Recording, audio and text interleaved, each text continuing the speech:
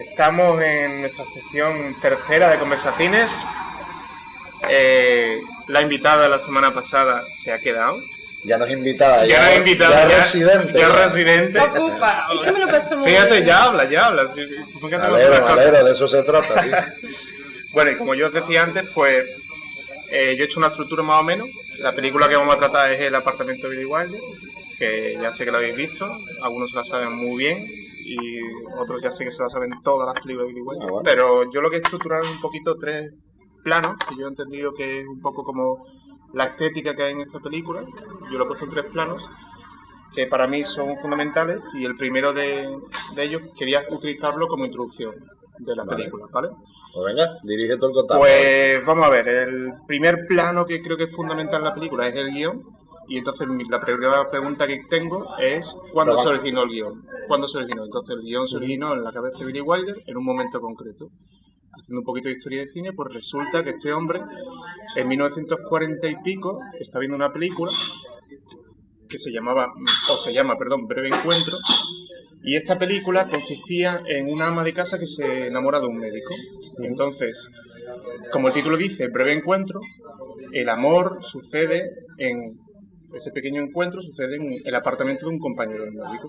A esto Billy Wilder le impactó, cogió su libretita negra, su bolígrafo y anotó: ¿y qué carajo pasa con el compañero del piso? ¿Cómo puede ser que el tío llega todas las noches y ya tiene las sábanas calentitas, ¿no? Y ahí se quedó la primera idea, ¿no? Digamos. Años después, siguiendo un poco con la historia, rodó Con falda y lo loco. Había tenido muy malas críticas en algunas películas. Y el tío, pues, no estaba muy contento hasta llegar aquí al apartamento. De hecho, llamó, en vez de a Jack Lemmon para rodar el apartamento, de rodar Con falda y a lo loco, había llamado a Lewis, este hombre de las mil caras, ¿sabes cuál es? El que digo que es tal y cual, ¿no? Solo que el tío, como estaba muy ocupado y demás, parecía que lo había llamado precisamente para que, con la película, que tenía que buscar un personaje cómico y demás, pues vamos a buscar un personaje famoso que me ayude un poco, ¿no? O al menos no es que él lo dijera, pero sí la cinematográfica con la que trabajamos, ¿no? Y entonces resulta que descubre a Jack Lemmon en esta película y dice, coño, este tío es un genio.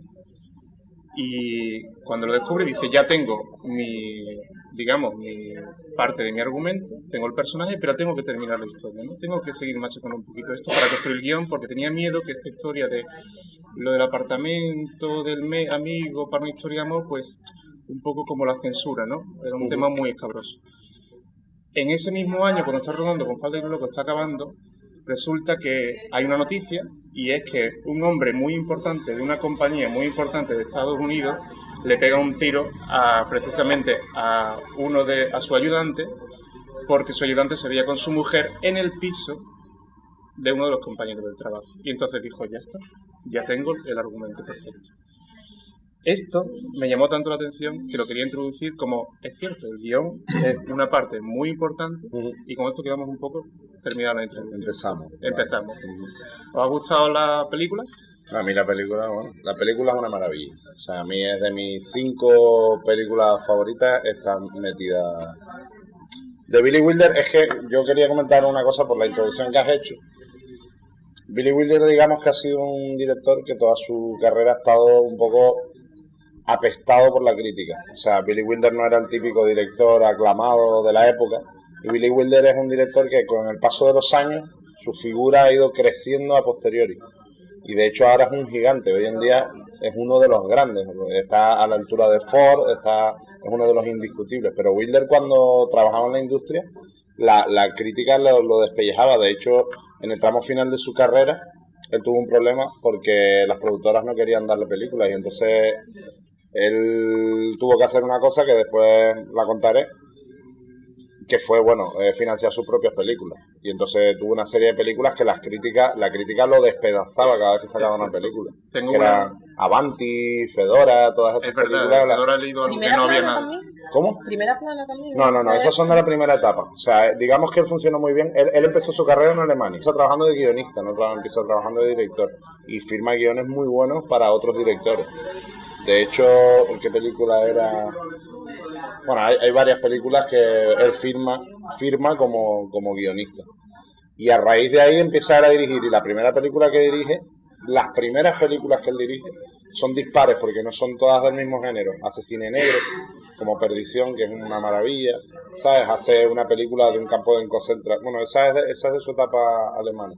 Digamos que sus primeras películas en América van tocando diferentes palos hasta que ya se va ubicando él en el género de comedia pura y dura, aunque en todas sus películas siempre hay un toque de genialidad, porque él era así. O sea, los guiones de Billy Wilder lo bueno que tiene es que reflejan un poco cómo era él, ¿sabes?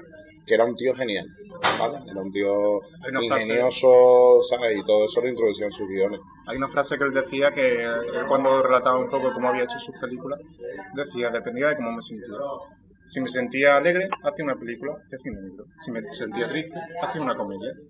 Y eso demuestra un poco el ingenio, la inteligencia que él tenía. Para ubicar un poco lo que estabas comentando de cómo surge el guión y tal, yo creo que esta película, una cosa que tiene maravillosa es que refleja perfectamente una época y una cultura, ¿no? Totalmente. O sea, la cultura esta americana del trepa, la figura del trepa, de crecer como sea, que es lo que hace este señor, ¿no?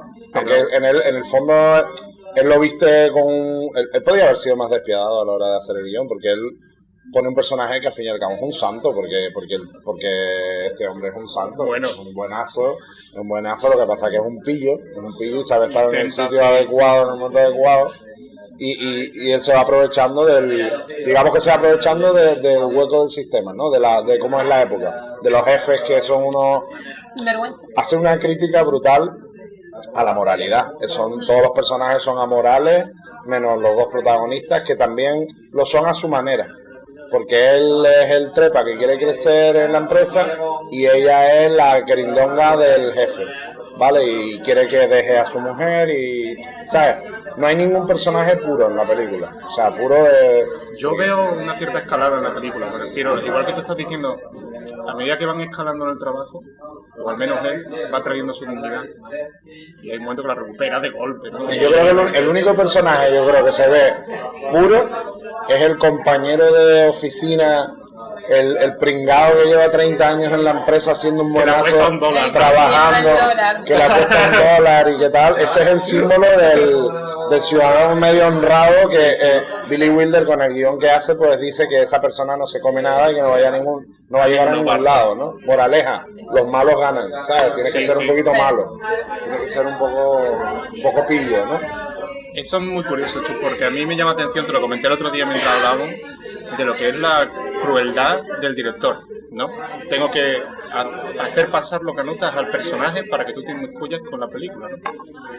En el caso de lo que te comenté de Alfred Hitchcock, que ya lo comentamos la semana anterior, Alfred Hitchcock no tenía ningún problema en incorporar en el guión, vamos a subir la temperatura, que nos ayuda a levantar todas las ventanas y así justificamos que el tío esté mirando por la ventana, pero claro, hay que buscar una excusa para que el tío esté mirando por la ventana y va y ¡flac! Le parte la pierna, ¿no? Sin ningún reparo. Me da cuenta que Billy Wilder en esta película usa la técnica de una de cal y dos de arena, ¿no? Si te fijas, la película empieza con el tío esperando a que salgan, le deja entrar, pero recibe ya el rapapolvo de los vecinos, ¿no? Eso es lo primero, ¿no? Cuando ya el tío consigue sentarse para ver la tele, tal y cual, aparece algo muy curioso que sí retrata la actualidad, que me da cuenta que lo quería decir cuando lo has comentado, que nombra y cita actores del momento, ¿no? Dice Gran Hotel, con Greta Garbo, ¿sabes? Y es muy curioso. Y además es una crítica de la televisión de la época. Exactamente. Y lo del zapping, no sabía que pudiera hacerse zapping, la verdad, me dejó alucinado. A distancia, eso tenía que ser lo más moderno de la época. Es increíble, pero vamos, que el tío se va, termina de comer y cuando se acuesta recibe una llamada y le dice ahora, bueno, ahora que estás descansando te voy a dar otra de arena, ¿no? Y recibe la llamada y le dice, bueno, si sales de tu piso, que he quedado con una chica tal y cual. Es maravilloso en los guiones de él, es maravilloso esa doble hoja de la cuchilla, ¿no? Como del tabique para adentro, él es un tipo de persona y del tabique para afuera, de cara a los vecinos, una imagen completamente exacto. diferente. Y cómo juega con esa doble realidad del personaje para en ciertos momentos entrelazar las dos historias, ¿no? Entrelazar las dos visiones, la que tiene el espectador de cómo realmente es el personaje y la que tienen los vecinos, y hay momentos en que esas dos visiones se mezclan y es cuando surge la comedia, ¿no? Igual que hablábamos el otro día con Hitchcock, que para crear el suspense lo trabajaba en el guión de determinada manera, pues este hombre para generar la comedia hace lo mismo. O sea, el efecto, las dos caras de la misma moneda. Entonces te mete dentro de un personaje y entonces va jugando contigo con unas determinadas situaciones que van generando la comedia, te generan la carcajada, y los momentos con los vecinos son maravillosos. Con los Dreyfus. Sí. Bueno, a mí el médico, el médico y la mujer son los personajes que, como quien dice, sí que tienen una moralidad por delante y están siempre constantemente, desde el primer momento que le dicen, bueno, por cierto, su cuerpo déjeselo para la anatomía. Pero son vecinos, pero en el fondo son buenas personas, porque no son esos vecinos que se cabrean porque el tío está haciendo ruido, sino que en el fondo le cogen hasta un poquito de cariño al nota, ¿no? Cuando porque tú ves al doctor que va allí y tal, y es como que el doctor en el fondo le gustaría tener esa vida pilla y que, oiga, usted esto, usted lo otro, no sé cuánto, y al final como que le coge cariño y todo, ¿no? No, eso me agradaría, pero vamos. Pero te das cuenta como es lo mismo que hablamos la semana pasada. Este tío es otro relojero, pero es un relojero de la comedia. Sí. Y hace lo mismo que hacía el otro para crear suspense, este lo hace para crear comedia. Y el guión es una obra de arte porque está perfectamente hilvanado todos los personajes. Sí. Descubres las diferentes caras de casi todos los personajes, ¿no? Y el tema de eso que estás diciendo, ¿no? De cómo usa él determinadas herramientas para jugar con el telespectador, como es la escena de las escenas maravillosas que hay 2 o 3, como la del espejo, ¿no? Que realmente esa escena en sí para los personajes no tiene mucha importancia, solo para Jack Lemmon, pero tú como espectador es una burrada, porque se te rompe el corazón. Sí, y aparte es donde realmente comprendes tú comprendes la situación de que el personaje sabe ya por fin dónde está metido y cómo va a actuar. O sea, esas dos caras que hablábamos antes. Yo creo que es el punto de inflexión, ¿no? Es cuando él empieza a Ahí dejarse está. llevar por lo correcto, ¿no? Él, saca la nobleza, ¿no? Él al principio de la película está con las dos caras, ¿no? Para Sí. escalar, y se empieza a pillar por la tía y empieza a mostrarse tal y como es. Pero- Y la escena del espejo es lo que tú dices. Él sabe, comprende la situación y empieza otra vez a sobreactuar, a mostrarse Sí. como no es, ¿vale? A dar cara hasta que poquito a poco va saliendo el verdadero él, ¿sabes? Buddy. Sí, exacto. Y eso lo hace varias veces en la película. Y hay varios momentos, varias escenas que son claves. Y son claves de cara al espectador, más que a los personajes, ¿sabes? Son trucos de guión, como hablábamos el otro día, ¿no? Por eso, porque aquí en esta película tú te pasas mucho tiempo sabiendo lo que hay y te pega un palo cuando él descubre, ¿no? También lo que hay. Pero ella, quería comentarlo también, porque ella dentro del triángulo, los tres se desmontan, pero ella también se decepciona. Sí, Y bueno, ella da una penita a la pobre toda la película. Bueno, es que no es que solo ¿Quién no se enamora de la señorita Cool? Vamos, Que- pero que está estupenda. Fíjate, durante el ascensor está maravillosa. Maravillosísimo. Se deja dar azotes, sonríe a todo el mundo. Te voy a cortar la mano. Está Como te vuelva fabulosa. a ver que me das un azote, te voy a cortar la mano. Y sin embargo, cuando el tío llega a la Navidad, queda con ella y está llorando en el apartamento. Esa escena es brutal. Y el tío le va a regalar, bueno, yo no te he comprado Que ahí nada. muestra totalmente despiadado al jefe, porque es durísimo lo de los $100, eso es Feísimo, es feísimo. Y- Bueno, vete y cómprate algo bonito y tal. Te lo pinta fatal. Pero bueno, ya antes de meternos con el tema guión y para seguir con el tema de la caracterización de la época y tal, a mí me gustaría comentar, como es un poco lo que nos interesa y tal, de las formas de expresar del director y tal, cómo nos mete en la historia, cómo empieza la película y cómo nos mete. Primero empieza como una voz en off, que es él, Sí, la narración. y lo que hace es contextualizarte. De hecho, una cosa que es maravillosa es el primer discurso de la película hablando de Nueva York. Nueva York es una ciudad que tiene tantos sale la millones de imagen habitantes que si los pones en Sí, están bien presos, seguros no sé qué, no sé cuánto. Y Ya, empiezas no a tanto meterte dinero. poco a poco y esas imágenes con la cámara te va cogiendo desde lo que es la calle, entra en el edificio, te enseña cómo es el edificio, el mare magnum que se forma para entrar todos los días a Los trabajar. horarios. Exacto. Bueno. Llega a la oficina, te muestra cómo es la oficina y después va el personaje. O sea, primero contextualiza el entorno y después llega el Sí, personaje. sí, además consigue contextualizarlo apocado, ¿no? Un montón de gente. He estado buscando un poquito de información y me he encontrado que esa escena precisamente que citas, la centralidad, la fuga que hay al fondo, la perspectiva, Está totalmente montada. eso está falseado. Está falseado. Los no muebles puedes a conseguir- medida que vaya, llegando al punto de fuga, los iba haciendo más pequeñitos, más pequeñitos, más pequeñitos.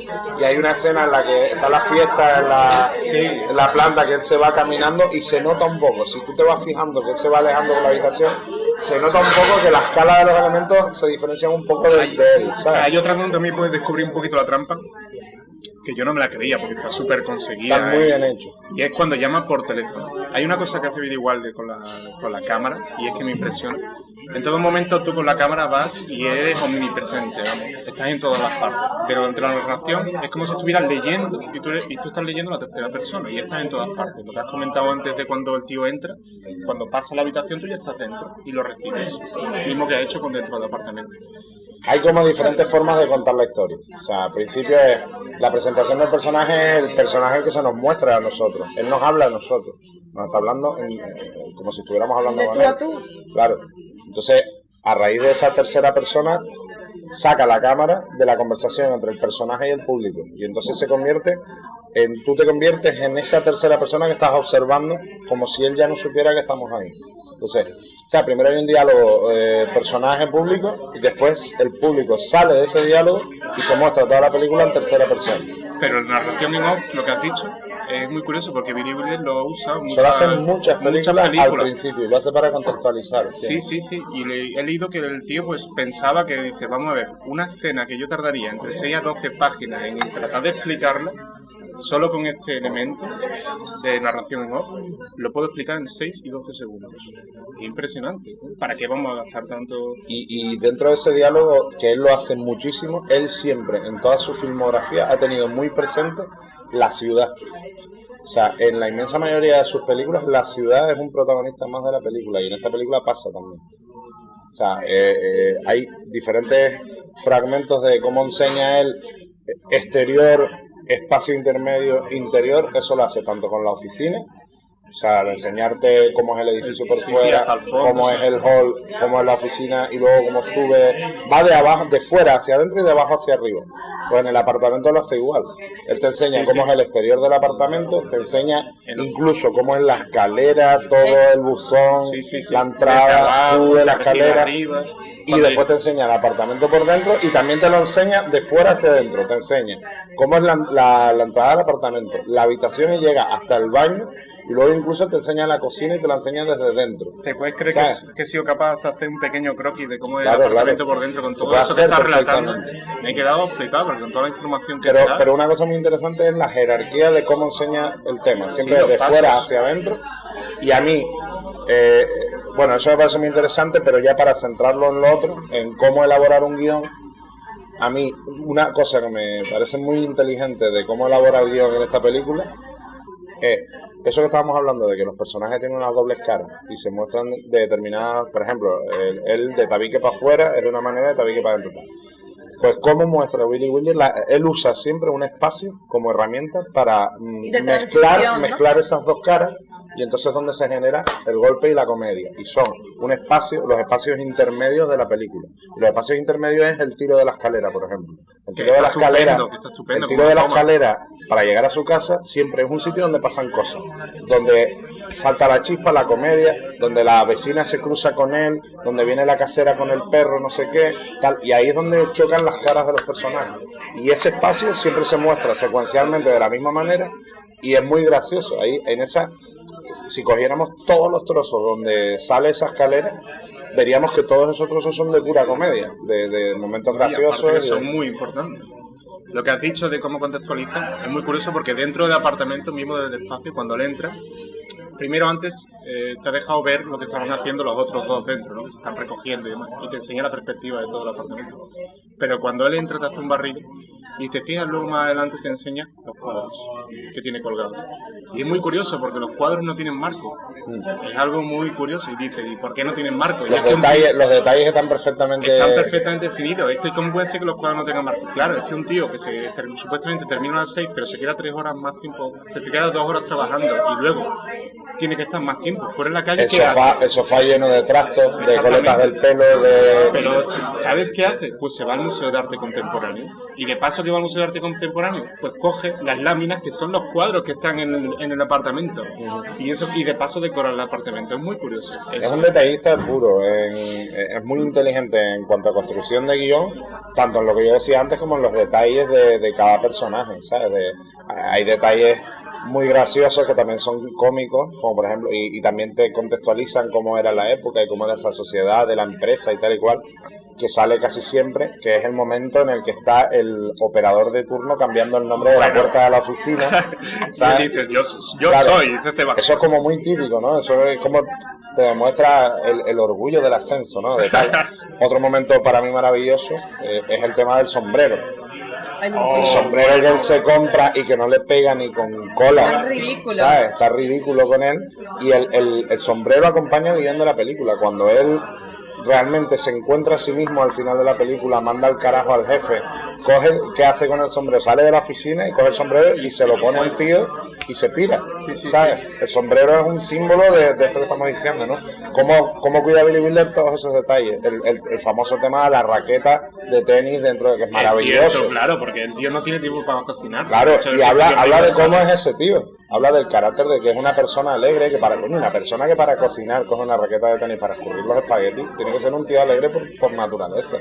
¿Sabes? Yo no me quiero, yo me imagino, me entra en la cabeza la cantidad de tristones que hay en este mundo, o mujeres tristonas. Tú imagínate la típica doña en la cocina de su casa que tú coges una raqueta para escurrir la hostia que te metes, ¿sabes? Esto no se hace así, no sé, ¿por qué no? ¿Sabes? Que te demuestra el carácter de cómo es el personaje en todos esos detalles, ¿sabes? Está muy bien trabajado, Dios. Pero fíjate hasta dónde llegan los detalles, por ejemplo. La manta que tiene el tío en la cama es eléctrica, ¿sabes? Es cierto que cuando ella la tumba, va, se enchufa y luego se acuesta. O sea, es la típica manta del soltero que no quiere ni cambiar el edredón, ¿sabes? Pero es que también los muebles, es muy curioso porque aquí Billy Wilder pone algo de sí mismo también en la película, y es que resulta que los muebles son Townsend, que están hechos con madera curvada. Es que ahora que yo voy a llegar a eso dentro de un ratito. Dentro de un ratito, esos apartados yo lo he dejado, pero como lo han sacado en lo que se llama detalles, ¿no? Es que pone cosas suyas en el apartamento. El cabecero de la cama es suyo.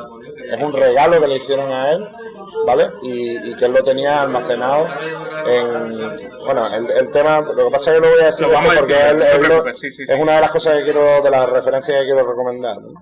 El guión yo lo veo muy bien estructurado y... Es que este tío, estamos hablando del papá de los guiones. O sea, se nota el tiempo que él ha estado... Cuando él hace el apartamento en 1960, ¿sabes? Sí. Y él tiene un bagaje ya en guión, o sea, de ahí para atrás tú miras su filmografía y ves sus películas y es que encuentras una burrada de películas, tío, que es que... Pero te quiero mencionar una cosa que he encontrado, que es cuando él entra y te hace el barrido de la cámara, en el primer momento que él entra, ¿vale? Y te enseña, entra por la puerta, se va a abrir la ventana, vuelve, te ha hecho un ligero barrido, ¿vale? Y luego se va al fondo de la cocina, ya prepara la comida. En Perdición, es muy curioso porque en la película hay un momento que ella viene al apartamento del tío, que también está hecho con Frank McMurray, ¿no? Que por cierto... de hecho, ¿sabes que a Fred McMurray cuando Billy Wilder le ofreció hacer el apartamento, Fred McMurray en un principio no podía y puso reparos porque Fred McMurray tenía muy buena imagen en América y venderlo como un despiadado, infiel y tal y cual. Van a provocar. ¿Sabes? Por eso mismo después aceptó el papel, porque Billy Wilder se lo vendió genial. Dice, coño, esta oportunidad de oro de lucirte, ¿sabes? Sí. No, luego te quería hacer una pregunta sobre... Bueno, pero sí, lo que quería decir, no, quería decirte que, pues con Perdición, el tío hace el mismo barrido cuando ella llega al apartamento de Frank McMurray en Perdición y hace desde la misma esquina hace un barrido donde muestra el apartamento. Y es muy curioso porque las puertas que están al fondo del espacio están en la misma posición, solo que varían. ¿Te das cuenta que en Perdición hace las mismas transiciones exterior, espacio de entrada? Sí, pero aquí las hace mucho la menor. La escalera de entrada de la casa de Perdición, cuando baja ella la escalera y enseña el espacio interior y luego los sofás que se sienta en los sofás, son que tú te casi fijas en cómo son esos sofás, sabes que el tío los interiores eso lo cuida al detalle todo. Sí, los bordes, yo me he quedado alucinado porque digo, este tío, como lo que me comentaste la última vez de Alfred Hitchcock, que había aprendido mucho de su cine, aquí no sé si es que él se había quedado, porque de Billy Wilder decían que cuando rodaba, pues el tío como que volvía a su casa y seguía pensando en la película y decía, tenía que haberlo hecho de otra forma, ¿no? Y mismo luego tomaba anotaciones años después, ¿no? En su cuaderno. Él contaba que cuando él se reunía, las tormentas de ideas, ¿no? El meterte en una habitación con tu compañero guionista y cómo hacemos esto, no sé qué, que se pegaban horas y horas y horas. Él contaba que ahí a lo mejor le salían 20 películas diferentes, ¿sabes? Y que le daban vueltas a todo, pero bueno, una eso cantidad me de encanta, porque es que es un tío súper natural. Él iba luego a alguna charla que le iban a dar un premio y el tío llevaba un folio, lo aparcaba y contaba lo que le había pasado a lo mejor con el urólogo. ¿Sabes qué quiero decir? Y sacaba diciendo, de aquí se puede... Mira, hay una anécdota que refleja cómo era. Él era un tío de chispa, exacto, espontáneo. Siempre era un tío con unos reflejos tremendos, ¿sabes? Por lo que he leído, claro. Pues hay una anécdota que cuenta José Luis García en su libro, en el Solo para tus ojos, que es maravillosa, que fue cómo se despidió, fíjate que tío más inteligente, cómo se despidió Billy Wilder en un homenaje que le hicieron. ¿El último? No sé si fue el último. Cuando ya él ya se había retirado, le estaban homenajeando por todos lados, no sé si fue en el Instituto Americano. Fíjate el comentario que hace el tío. Dice, iba yo paseando con Audrey Hepburn de la mano, dice, yo viejito ya, íbamos los dos cogidos de la mano, y se nos acercó un niño. Y este niño nos dice, señor Wilder, ¿me puede usted firmar unos autógrafos? Y dice, sí, hombre, por favor. Y coge un bolígrafo y le dice, por favor, ¿me puede usted firmar 3 autógrafos? Entonces queda Billy Wilder, le firma los 3 autógrafos y le dice, coño, perdona, ¿te puedo preguntar? Dice, 3 autógrafos, ¿por qué? Dice, coño, es que por 3 autógrafos suyos me dan uno de Spielberg. Esa fue la forma con la que él se despidió.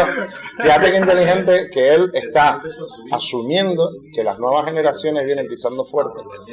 Y entonces está diciendo que Steven Spielberg lo ve como un tío que dentro de 100 años o de 80 años será otro genio. Entonces está diciendo, estoy dando paso a las nuevas generaciones. Bueno, y lo está haciendo con una elegancia tremenda, ¿sabes? Qué discurso más original y más bonito, ¿no? Que no, desde luego. Creo que también hay una historia con Steven Spielberg, que es cuando iban a decidir quién era el director de la lista de Schindler. Es que te iba a decir, él tenía 2 sueños, él confesó que tenía...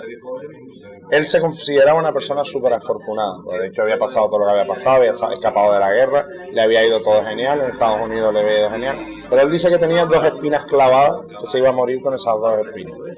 Una era no haber podido firmar con Cary Grant. Ah, es verdad. De hecho, en Ariane, él quería que el protagonista fuera Cary Grant y no pudo. Sí, pero bueno, después salió este hombre que está genial también, Gary Cooper. Esa era la primera espina, y la segunda espina era que él estaba enamorado de un guión que era el de la lista de Schindler, y él quería que esa fuera su gran película. ¿Qué pasaba? Que esos derechos los tenía comprados Steven Spielberg. Y peleó, le ofreció unas morteradas impresionantes de dinero para comprarle ese guión a Spielberg. Y Spielberg siempre lo rechazó porque Spielberg siempre decía que él ganaría un Oscar con esa película. Y de hecho lo ganó. Un peliculón espectacular. Muy curioso porque el tío, para anécdotas, tiene para no parar. Pero ya que estamos con las anécdotas, voy a seguir para enlazar con lo que yo quería contar. Dime, hay un documental que es el que voy a recomendar, de una directora francesa. El documental como documental no tiene ningún interés fuera del otro mundo. El mayor interés que tiene es que filma a Billy Wilder, habla con Billy Wilder y muestra una faceta desconocida de Billy Wilder. Se llama Billy Wilder, el artista, ¿vale? Ese documental yo lo tengo en casa. Ese documental está genial porque Billy Wilder muestra una cosa que te habla de la inteligencia de este tío, de lo que era este tío, ¿no? Que era, a lo largo de toda su vida, Billy Wilder siempre ha sido un enamorado del arte moderno. Tío, le flipaba el arte moderno. Y a lo largo de toda su vida, él cada vez que iba a un rodaje por Europa, a Berlín, a donde fuera, él fue comprando cosas que le gustaban. O sea, a lo mejor se iba por la calle y veía un pintor bohemio, no sé qué, y veía un cuadro que le decía algo y le gustaba y lo compraba. Vale, pues él durante toda su vida fue comprando arte y arte y arte, y mobiliario y sillas y mesas. Vale, ¿qué pasó? Cuando él tenía ya una edad considerable, tenía tal cantidad de cosas que no le cabían en la casa. Entonces el tío compró un edificio de grandes almacenes, ¿vale? En Nueva York. Y esos grandes almacenes los llenó el tío con todo lo que tenía. Cuadros, esculturas, mobiliario. Y son 7 plantas de centro comercial lleno de todas sus obras de arte. ¿Cómo se llama? Es que no me acuerdo qué centro comercial era. Bueno, este documental muestra a Billy Wilder enseñando todas sus obras de arte, planta por planta, en el centro comercial, Y entonces, ¿qué pasó? Que él durante su vida fue comprando cuadros de gente que no era conocido, un tal Picasso, un tal Juan Gris, un tal, ¿qué pasó? Que acumuló una fortuna espectacular, y cuando el tío tuvo, no sé qué edad fue, y se cansó de que los productores no le querían ya producir sus películas, le querían mangonear y tal, el tío hizo una subasta con todo lo que tenía y ganó 60 o 70 millones de dólares, o sea, una barbaridad, y se dedicó el resto de su vida a hacer las películas que a él le daba la gana hacer, aunque no tuvieran taquilla, ¿sabes? Por eso, sí. Te habla de, primero, la inteligencia de un tío para a lo largo de toda su vida ir comprando obras de arte que le decían cosas y que después eran todas de gente maravillosa. Y segundo, la integridad de un tío que dice, pues mira, yo todo esto, bueno, integridad, joder, así soy íntegro yo también. Se desprende de todas ellas y se dedica el resto de su vida a hacer lo que le da la gana. A lo que realmente le gusta, sin Claro. estar supeditado a órdenes Pues, y a... Eso es lo es mejor. maravilloso. Es Y que- entonces, en ese documental hay un par de momentos que son entrañables. Hay un momento que es, por ejemplo, Billy Wilder enseñando cuando se paran la planta de los muebles que él tiene. Las sillas de diseño, tienes el cabecero de la cama del apartamento, Es precioso, lo enseña, dice, mira, este es el cabecero de la cama del apartamento, lo tengo de... Y alguien lo tendrá en su Claro, casa. eso lo tendrá alguien. Y entonces él dice, le empieza a contar, te enseña a contar los muebles de los Hames que tiene el tío, Bueno, ¿sabes? estupendo. Empieza el tío, dice, te enseño una silla que es un lote porque tiene un nudo en la pata, hecho de madera, ¿sabes? Y dice, es un chiste muy gracioso, está muy bien, yo lo voy a pasar para que lo veáis, os lo recomiendo porque está muy bien. Y hay una silla, que no sé si la habéis visto, no me acuerdo del autor de la silla, que es una silla que son 3 láminas de acero así plegadas, 3 láminas de acero. Y el tío se para en esa silla y dice, mira, esta me la regaló un artista, no sé quién es, no me acuerdo de quién es, pero me encanta, porque dice, es súper divertida y es súper cómoda. Llega el tío y te ves a Billy Wilder brincando sobre la silla y se echa al tío y se empieza a descojonar. ¿Sabes? Esa imagen no tiene precio. Lo de la anécdota de Picasso es muy curioso, porque cuando estaba rodando en París, resulta que estaba, ahora mismo no me acuerdo de la actriz, y dice, coño, estamos aquí en París y aquí está Picasso, vamos a verle, ¿no? Y se va con la actriz a ver a Picasso y resulta que el tío cuando está en la puerta le entra algo por el cuerpo y dice, y no fue capaz. Es que era No fue ya te capaz. digo, para él el arte moderno, él le tenía muchísimo Pero respeto. ¿te has fijado que en la película hacen una broma con Picasso? Que es cuando llama por teléfono a Jack Lemmon y dice, oye, que esta noche quiero dormir en mi cama, y llama a uno de los autores y a uno de los que estuvo en su noche, perdón, que estuvo la noche anterior con él, que estuvo la noche con él en el apartamento. Y dice, perdona lo de la pintada de la pared, tal y cual, es que la chica quería demostrar que Picasso es un cuento, ¿no? Ah, O sea, verdad. es muy curioso, ¿no? Porque Es el tío verdad, contextualiza sí, que todo, usa todo. Mira, mete el tema del arte moderno, el debate del arte moderno lo mete en el tema, ¿no?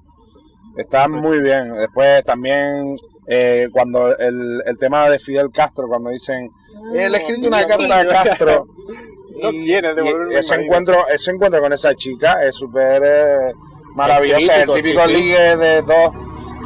La película es que yo creo que una de las claves de la película es que dieron con los personajes adecuados para reflejar esa melancolía, esa soledad, porque la película porque una de las cosas que hablaban, por ejemplo, Billy Wilder y Diamond, era en una pregunta que le hicieron una vez sobre qué era el apartamento, si era una comedia, si era un drama, es que esa película Es solo una película. no se puede catalogar en un género. Tú dices, sí, es que es una comedia, porque es que es una comedia, porque te estás descojonando, porque es una comedia.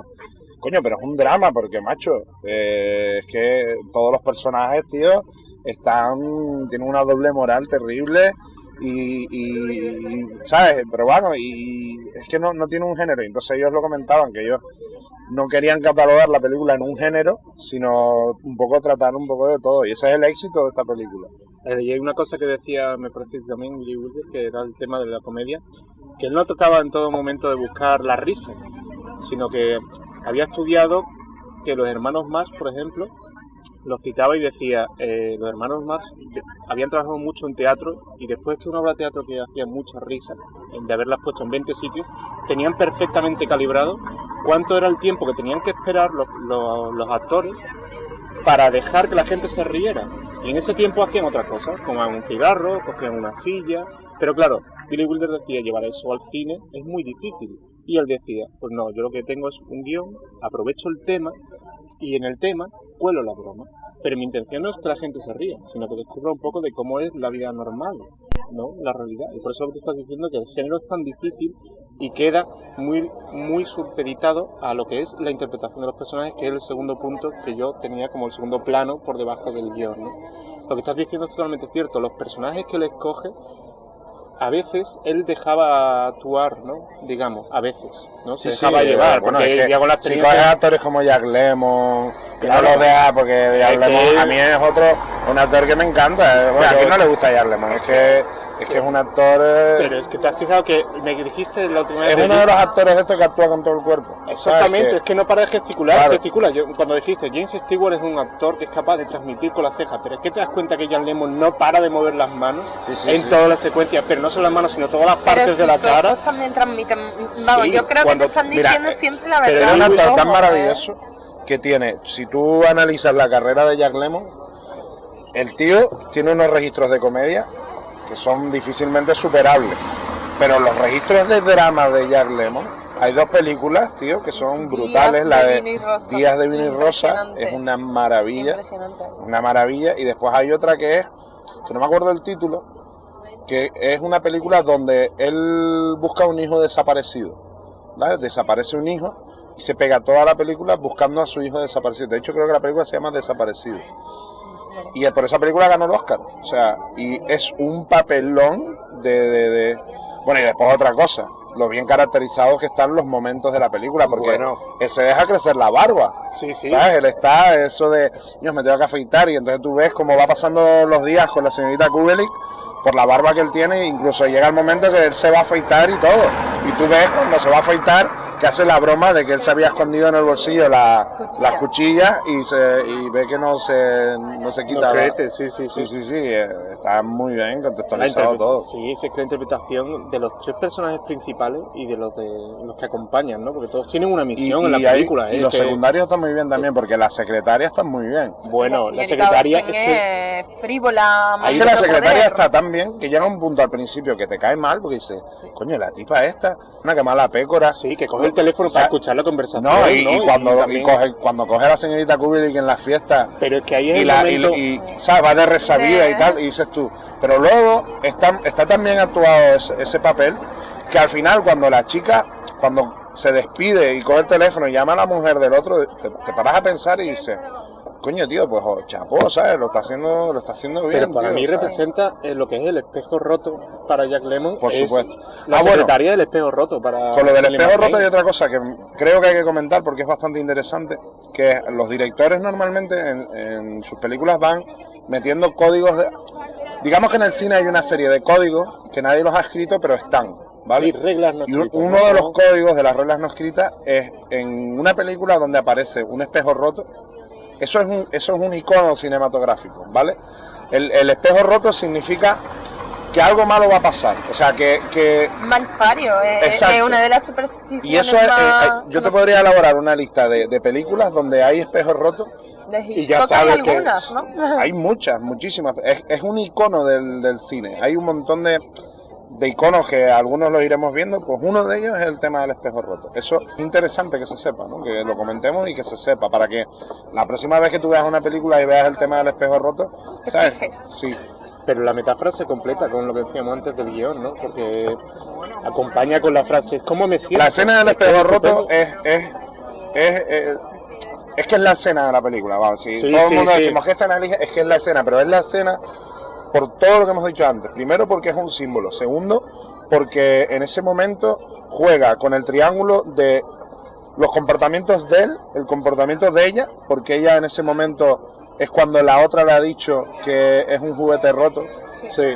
que es un juguete roto, y entonces esa es la metáfora del espejo, y y juega con el espectador, porque tú en ese momento También te estás rompe. como tercera persona y ahí comprendes por la metáfora del espejo que él se ha dado cuenta de la historia y ves como el comportamiento de él cambia radicalmente. Él estaba, Desde la antes del espejo estaba hecho un pispireto, estaba Sí, sí, feliz, sí, hasta la estaba mueca. novelero, la sacó del ascensor, colgó en tal, le enseñó el sombrero. Mismo cuando ella está en la cama le dice, ¿Y cómo "Señorita sale Curry, él? salga de aquí, salga de aquí".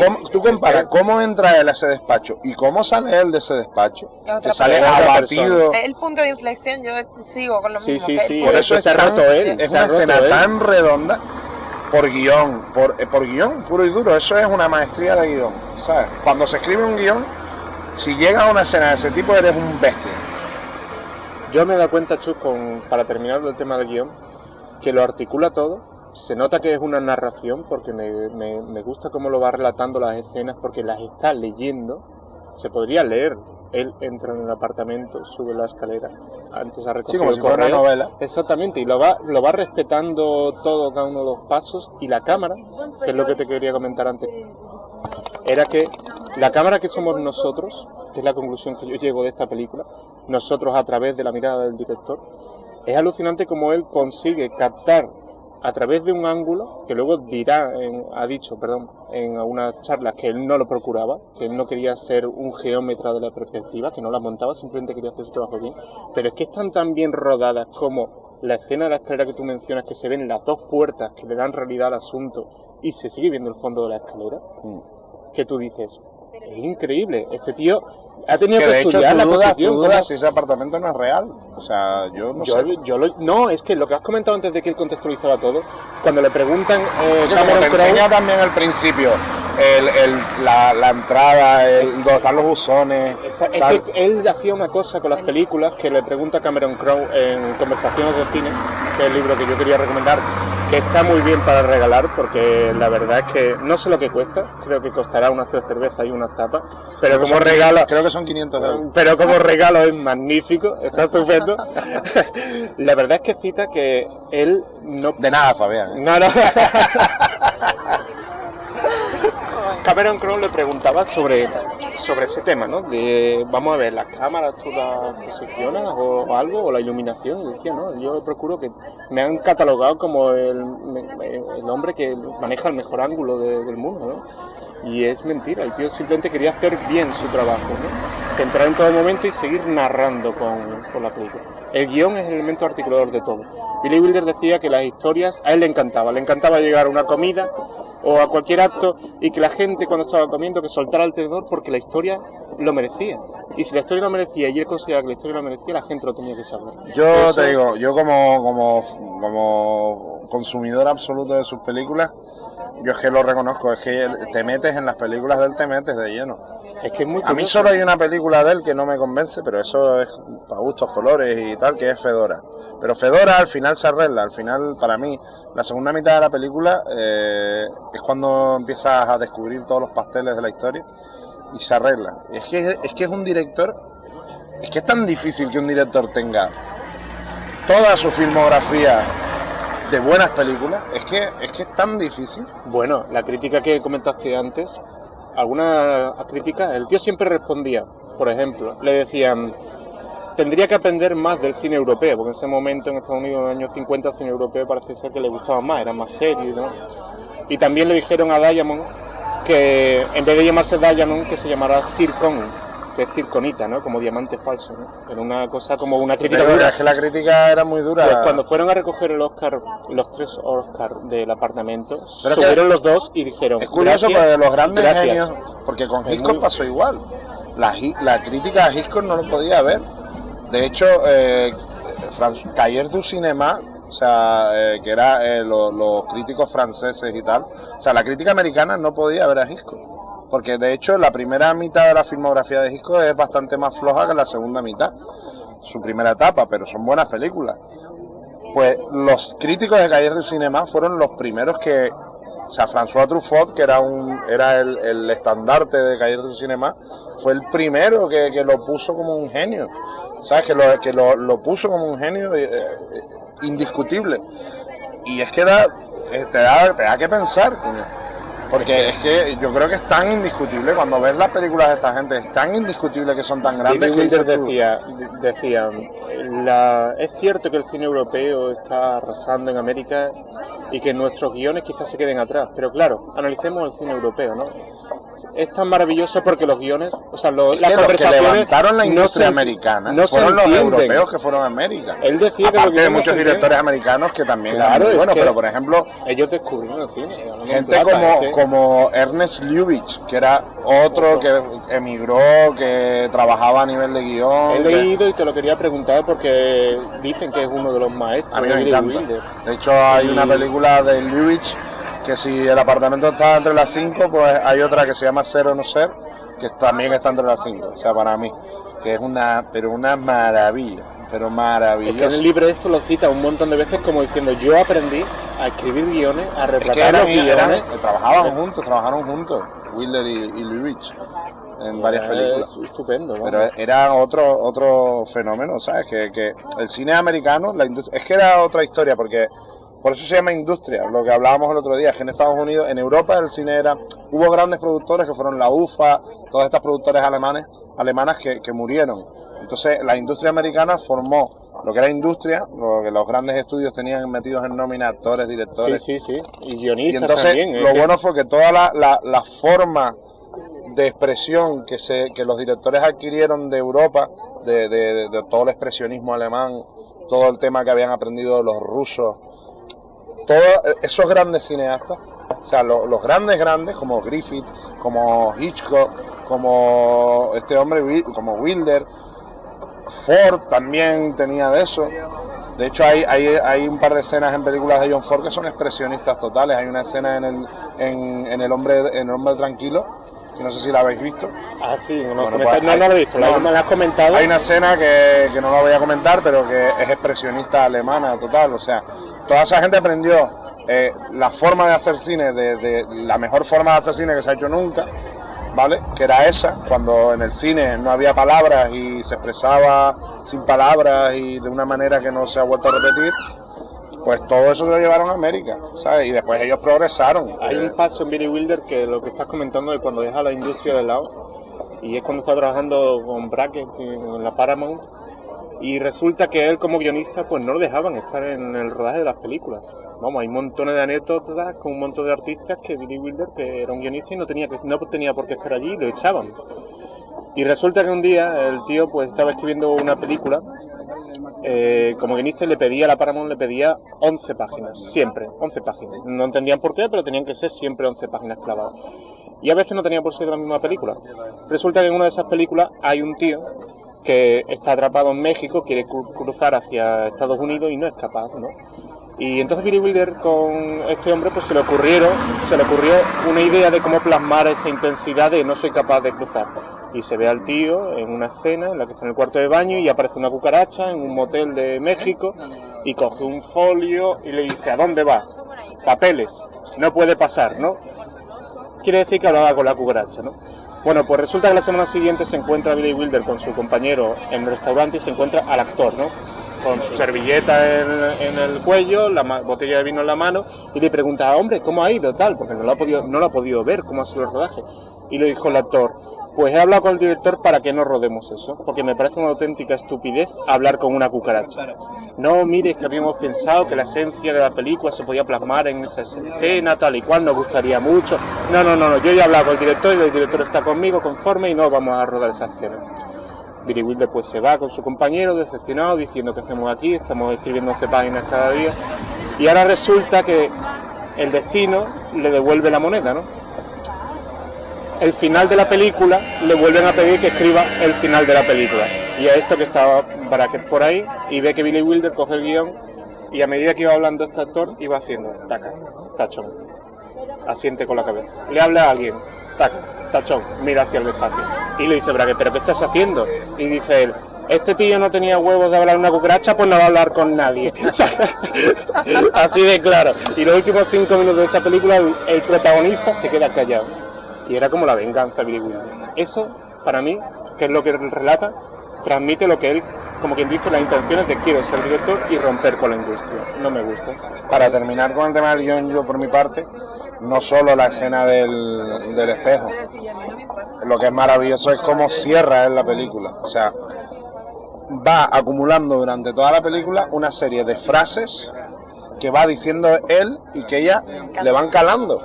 Bueno. O sea, ella parece que no está interesada por él y durante toda la película hay un momento que ella le pregunta: ¿por qué una chica como yo no se puede enamorar de alguien como usted? Por Dios, y pasa un primer y él le plano dice, de y él ella, le dice ¿se quiere o no se quiere? ¿No? Sí, sí, pues sí. eso demuestra que poquito a poco él va calándole a ella y le va interesando, porque cuando ella deja a Fred McMurray utiliza 2 frases de él, ¿sabes? Cuando le repite lo de se quiere o no se quiere y va, me parece una forma súper genial. Bueno, y al final no hablemos, la metáfora de las cartas, ¿sabes? Bueno, eso me dijiste que me lo tenías que contar. Bueno, pero esa, la que yo te conté no era esta, sino era de Viridiana y tal. Vale, te voy a decir lo que acabas de comentar. Pero el final es genial cuando dice, ve, es que vuelvo a lo mismo, cierra, acaban donde tienen que estar. Exacto, y cuando ella le dice, bueno, ¿y qué pasa con este hombre? Y le enviaré en pastel toda la... Utiliza todo lo que durante la película te va dejando piedrecitas por el camino, que luego las cuadra todas. Hasta la partida de Ramiro. Exacto, y cierran con la partida de Ramiro. Es que es un círculo que se cierra perfectamente. La verdad que sí. No, espérate. Y para mí no me parece una comedia esta película. No, pero a mí es que me hace llorar. Que tiene momentos, bueno, o sea, cómicos. Tiene momentos cómicos, pero no es una comedia. No, pero no. Te voy a decir una cosa, y ya que tú eres mujer, para terminar también con lo del guión que has dicho de ella, ¿no? Cómo se va alineando con ella y la va descubriendo, ¿no? Hay una... Yo lo he escrito porque me encanta.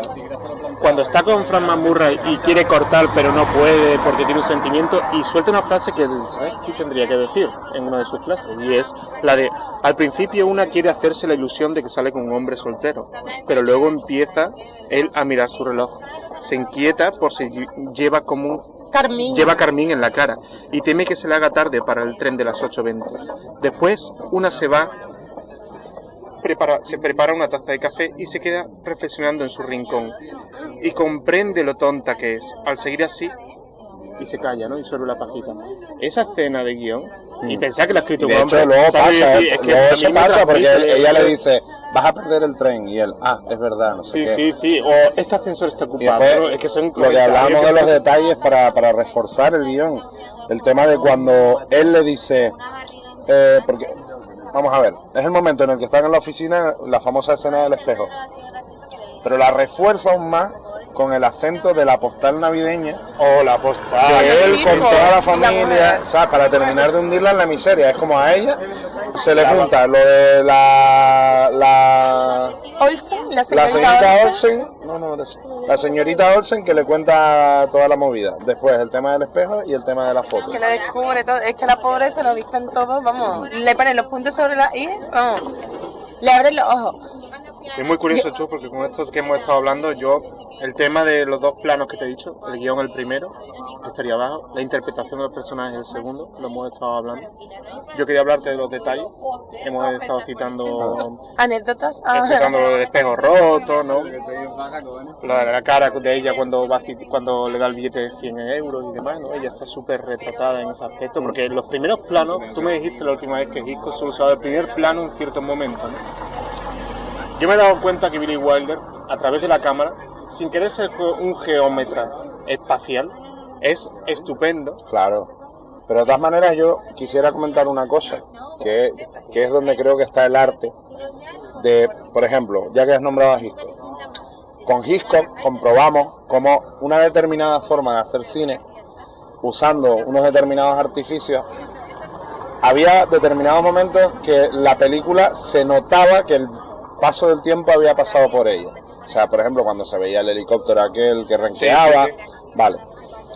Esta otra forma de hacer cine, con un buen guión y sin tantas estridencias, porque una cosa que es maravillosa es que la cámara prácticamente no se nota, o sea, no tiene, exacto, acompaña el relato, no tiene movimientos bruscos de cámara, no tiene, es otra forma de hacer cine. Pero ¿qué pasa? Que esta forma de hacer cine, yo creo, esta película, por ejemplo, El apartamento, es una película que no envejecerá nunca.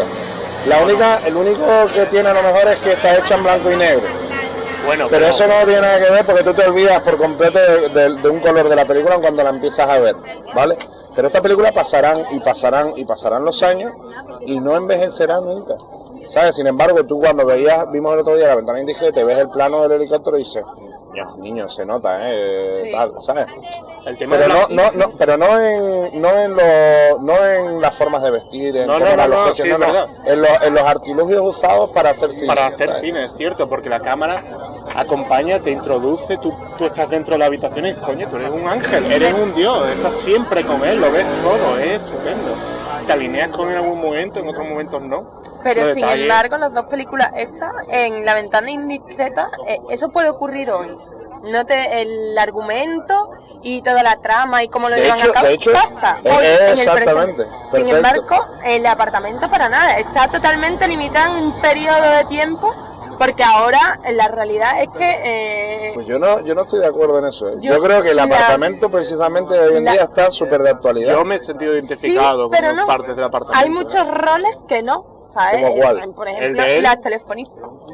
Bueno, hay muchas empresas que siguen habiendo telefonistas. Sí, bueno, la tecnología ha cambiado.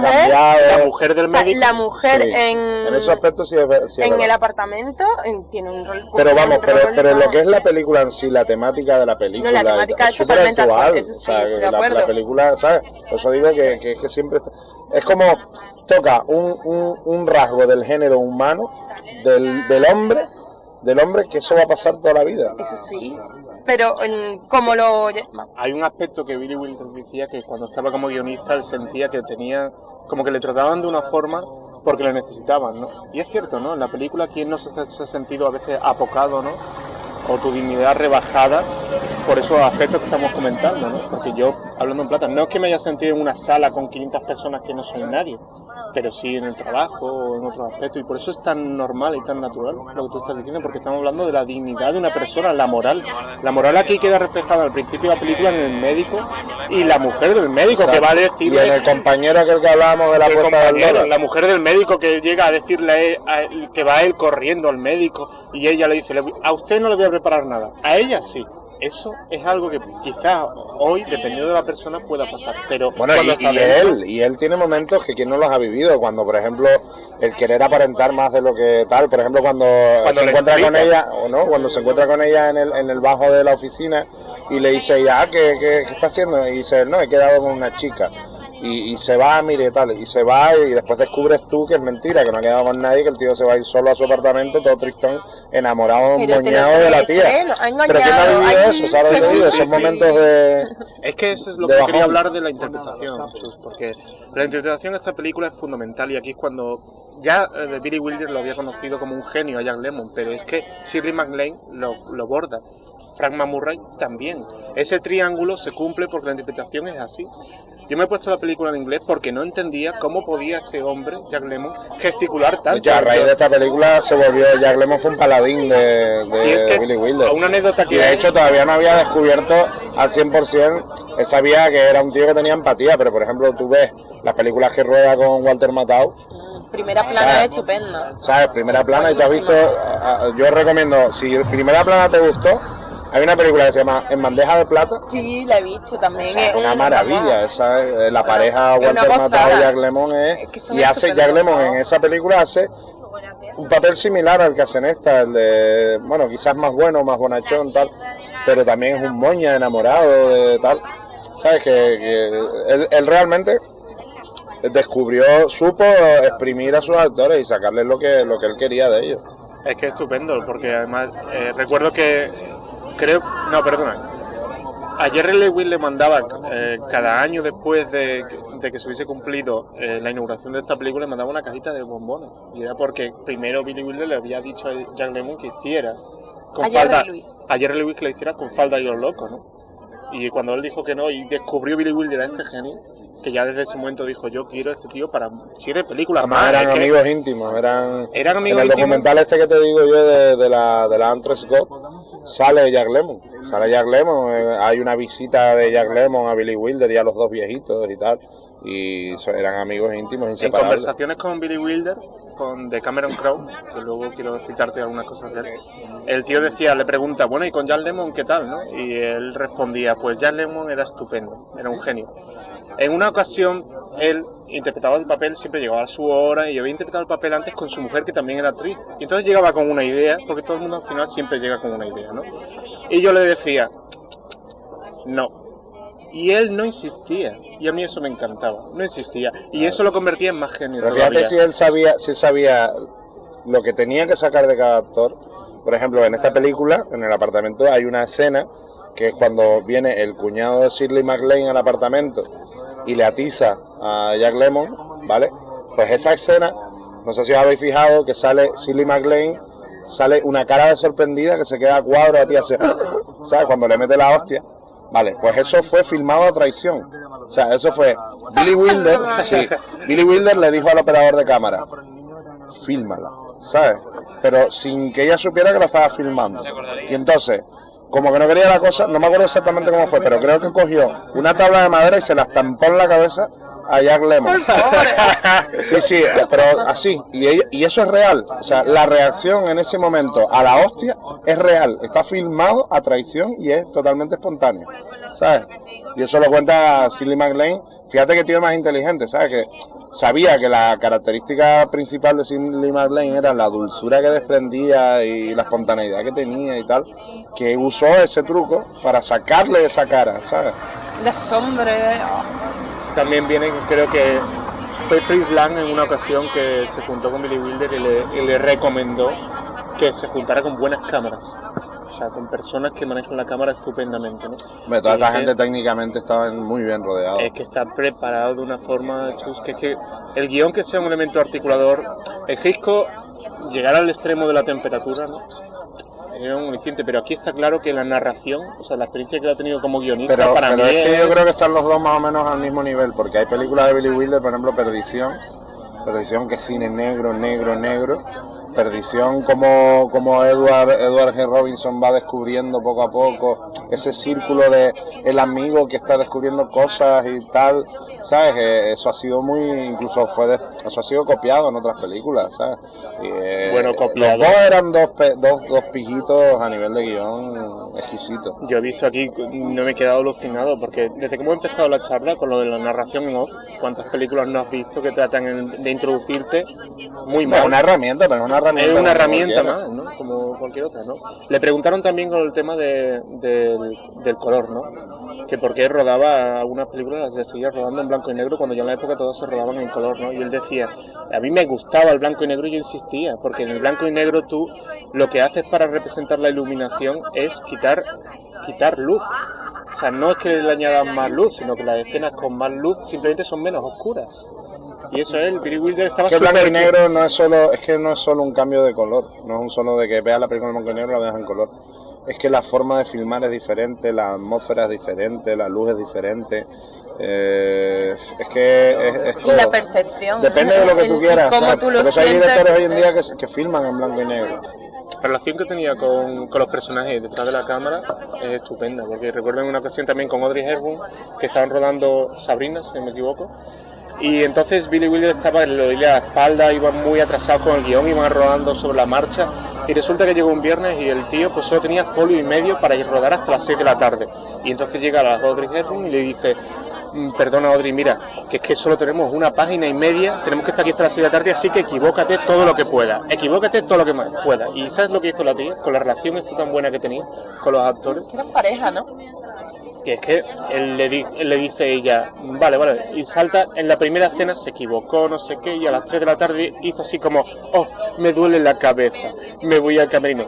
Y en ese momento Billy Wilder dijo, vale, estupendo, acabo de ganar 2 días, y el lunes ya llegó y todo está estupendo. Y ella no quería ser una actriz de estas difíciles, ¿no? Como era Monroe, ¿no? En ese aspecto, ¿no? Era muy curioso, ¿no? La Estamos anécdota... hablando que Audrey Hepburn, macho, es una maravilla. O sea, que Audrey Hepburn estamos hablando de una pedazo de cacho, de trozo de actriz. Bueno, venga, ¿cómo terminamos?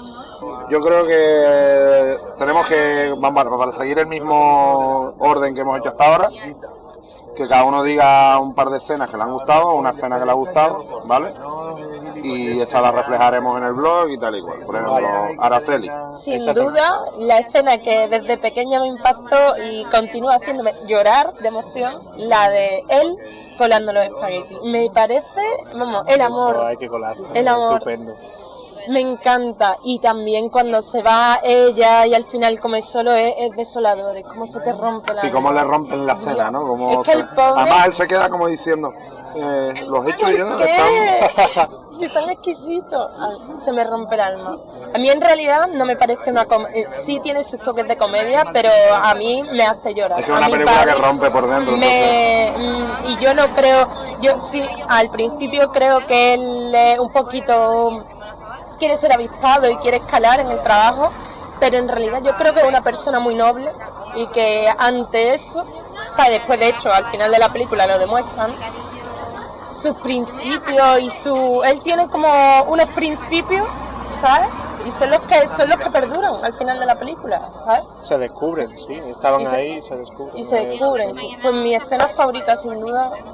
Estupendo. Desde pequeña. Yo coincido con ella en ese tema de lo que es la pérdida de la dignidad, hasta llegar al extremo que la recupera al completo.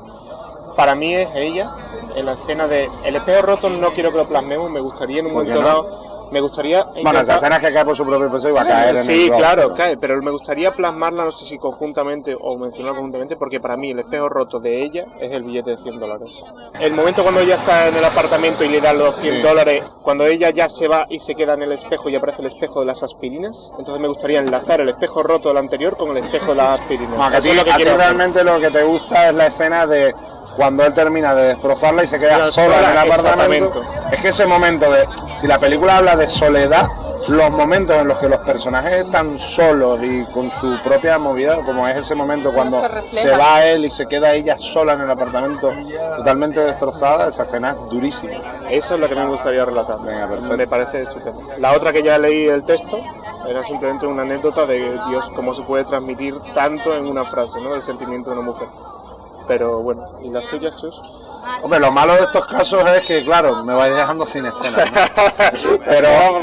pero bueno, esta película si algo tiene son escenas buenas para coger, ¿no?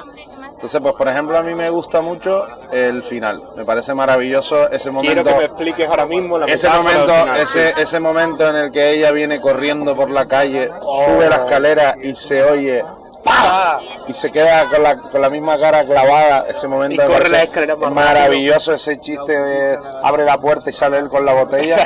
A mí ese momento especialmente me gusta muchísimo, ¿no? Y cómo juega, pues ahí empieza a cerrar el círculo, ¿no? Lo de le mandaré un pastel por Navidad. Y su pierna, bueno, no sé qué, no sé cuánto, ¿sabes? ¿Cómo tiene la pierna? La pierna está bien, no sé qué. ¿Sabes? Quiero que me expliques la simbología de las cartas. No hay simbología, o sea, sí, que me parecen muy... Vamos a ver. Cuando ella le dice el final típico y tópico es...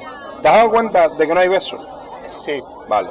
Entonces, final típico y tópico es... Ella llega, él no se ha pegado el tiro... los dos están súper felices, se quieren y se dan un beso y ya está. Y termina, claro. Pero este tío no lo hace así. Entonces, ¿qué hace? Pues vamos a jugar a las cartas. Es como cerrar el círculo de la partida que te debía del Ramiro y te estoy diciendo con eso que voy a cerrar tu círculo. O sea, voy a estar contigo. O sea, me voy a quedar contigo. ¿Sabes? La partida de Ramiro es una simbología brutal de... Vamos a cerrar todo este tema nosotros dos, tú y yo, ¿sabes? Le mandaré un pastel por Navidad, ¿sabes? Es maravilloso. Es un giro brutal que denota una clase espectacular y una forma de decir las cosas, de mostrar las cosas, de no ir al grano y ser obvio y evidente, sino... Bueno, me no sé si lo cortaremos o no. No. La insinuación de Billy Wilder. Hay un tema que he descubierto, porque hoy no hemos hablado mucho de arquitectura, pero cómo insinúa eso que estás comentando, usa escenas para insinuar, no sé si tenía que ver con la censura o no, solo sé que tiene que ver con el ingenio que él tenía, pero es que son escenas insinuadas. Si tú coges otros directores e intentas analizar qué escenas tratan de insinuar o cómo consigues insinuar todo el espacio que colabore para ello, porque la escalera ahí, que es fundamental, lo de oigo el disparo, llego, tal, por y eso se te dije explota. antes, por eso te digo antes, yo creo que sí que hemos hablado en cierto aspecto de arquitectura, de que él entiende, a mí, el entendimiento que tiene él de los espacios desde el exterior hasta el interior y cómo va reforzando esas dobles caras de los personajes en el guión con esos espacios intermedios, ¿vale? El espacio de la escalera es un espacio maravilloso donde pasan muchísimas cosas en la película. Entonces tú puedes coger lo que decía yo antes y tú hicieras un montaje de todos los trozos que pasan en las escaleras, como lo que pasa en el ascensor. Es otra película completamente diferente. Sí. Ves eso que estamos hablando, ¿no? Esos acentos del guión de... Hay momentos, tío, que me sacan carcajadas terribles, ¿no? Como por ejemplo, él entra en el apartamento, cierra la puerta y viene la casera y no sé qué, y sale la vecina, o por ejemplo cuando se empieza a oír música en el apartamento y sale dice, ya empiezan otra vez, ¿sabes? Por ejemplo, la mirada que le echa la mujer que ese momento es maravilloso también, cuando la mujer del médico le va a llevar comida a ella, los comentarios que va soltando, que va hablando sola, pero como usted, gamberra, ¿sabes? Esos comentarios son buenísimos y todo eso pasa en esos espacios, ¿sabes? Por eso le digo que él contextualiza el espacio con determinadas cosas del guión. Lo de la frase que dices me encanta, porque yo no... Botarate. Trapisondista empedernido, que le dice el médico. Yo no había escuchado eso en la vida, ¿sabes? Me fui hasta la y después, por ejemplo, la maestría de algunos momentos. Otra escena que se podría señalar como perfección de guión es cuando la están reanimando a ella. Y él dice, señorita. Sí, señor, y entonces dice, y ella nombra a la señorita Olsen. Y él se refería a la fiesta y él dice, la señorita Olsen es la chica que estaba aquí. Y cómo lía él el tema, pero lo lía. Él está también liado que, vamos, refuerza su imagen de mujeriego. Y el médico que ya decanta en ese punto diciendo, señorita, qué educados, ¿no? Lo de qué educaditos, que es buenísimo. Qué educaditos. Es estupendo. A mí me ha encantado la película. Bueno, pues nada. Se disfruta siempre. Quería preguntarte, Chus, ¿cuál es la película que nos recomiendas? Siguiente película, mira, he estado dándole vuelta. Pensé que ha sido que te diste un quiebro con The Hitchcock aquí. Muchísimo. Yo tengo una. ¿Tú quieres recomendar una? Tú primero. Bueno. Tú primero.